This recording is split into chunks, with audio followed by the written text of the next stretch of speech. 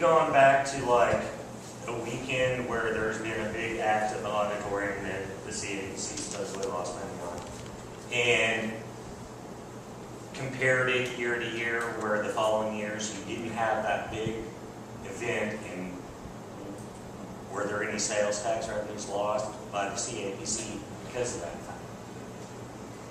I mean, you got to remember, people are paying 3% tax to eat and stay overnight. I'm wondering if you've ever done a comparison. Let me tell you what I have done.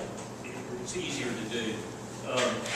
I did go, when we had sold 441, I think it was, Gordon Lightfoot tickets.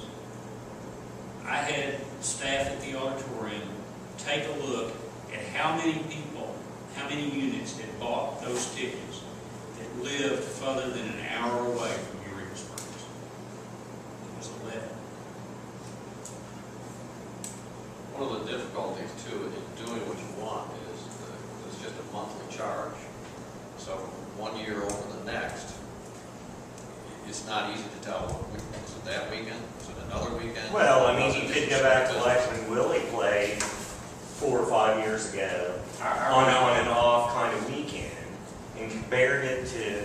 Our reporting is not by weeks, it's monthly. Right, and the taxing has changed. It's gone from gift shops to strictly restaurants and lodging.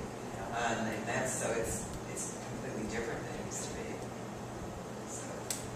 We would like to be able to do that. I think the CAPC is always years past. We'd love to get more information from businesses, but to be honest, most businesses will shake their head and say, "I'm not telling you."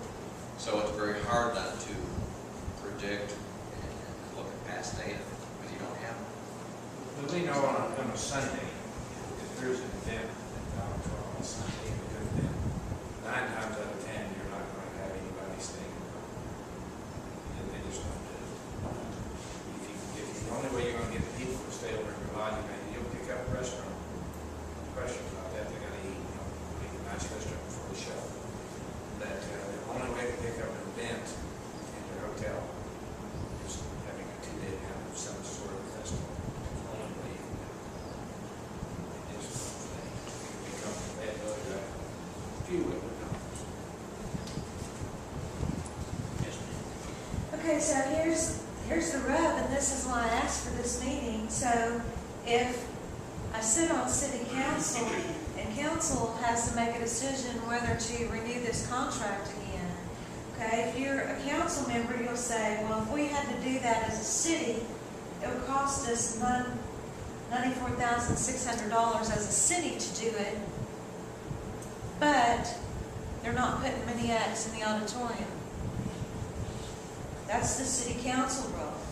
If I sit on the CAPC, which I do, my role as CAPC commissioner says, we're spending $94,000 and we're not really making too much. Why would we want to do this contract again? You are providing a facility that services the community. There is that. I know, I'm just saying as my accountant brain, this is the dilemma that I set in, which is why I asked y'all to come and help me to find these answers and ask these questions and try to find out where do we go from here and how do we go forward, because Let me tell you what Steve Aarons, who has my job in Hot Springs and is also on the Arts and Tourism Commission, told me before I took this job. Steve said, Jim, if you go to Eureka Springs, if you go to Eureka Springs, you need to realize that that is a small city with a small tax base. And over the years, the CAPC has come to be a sort of a slush fund for things the city could not do. They've been backed into the CAPC. As a consequence, the CAPC is not doing what it should be doing in promoting the city. So my advice to you, if you take that job, is go there with an idea of taking a pie that has been sliced so thin that everybody's hungry, and put that pie back together and re-slice it so that you can do the job that a CAPC in any city is supposed to do. My goal, I realized from the onset that there was too much CAPC money going to the auditorium. So as I analyzed it and worked with it and all that, my goal was to slowly but surely back off of that, but not to do it in such a fashion that if the city wants the auditorium to continue to operate, that it would be a future shop. Because the city has the same problem with city budget that the CAPC has with CAPC budget. The city would not have been able to take 235 or whatever the total amount was out and just say, keep the audit open, keep it running like it is, and there's the money to do it. You know that as a city councilman. So what I've tried to do is back the CAPC out in a slow fashion. And, I'm not sure that we're not to a point where now it's either continue the way we do or get out of it altogether. But, I'm willing to try to structure budgets unless told by my commission not to do that any longer around that so that we can continue to strike some sort of a medium of keeping the facility open, but not putting the total cost of opening it on the state or on the CAPC.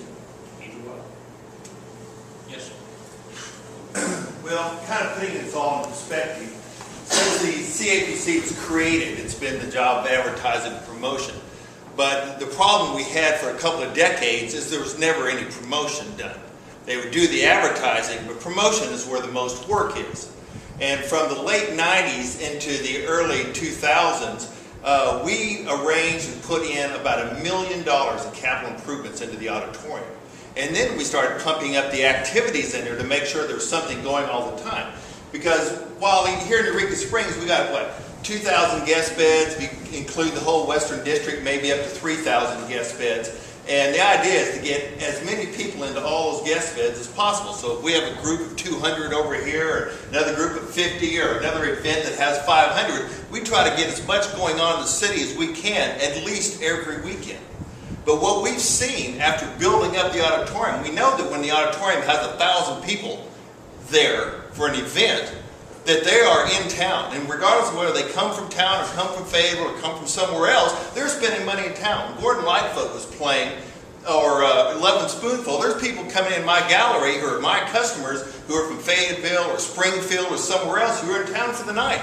And they're coming in and visiting with me, whether they buy something or not. It gives me another shot to talk to them. They come to town. And we built this up to keep the auditorium happening and spending money on promotion. That's declined. We've seen over the last 4 years, there's less and less going on all the time because that's where all the work is. We've sat and watched the commission and everybody's sit at these meetings and be quoted in the paper and say, well, we really don't know what we're doing. Well, you don't because nobody's telling you. There's no reports for you to review and to see and to study, understand all the work you need to be doing. Mr. Williams here, his goal is to back out of the auditorium.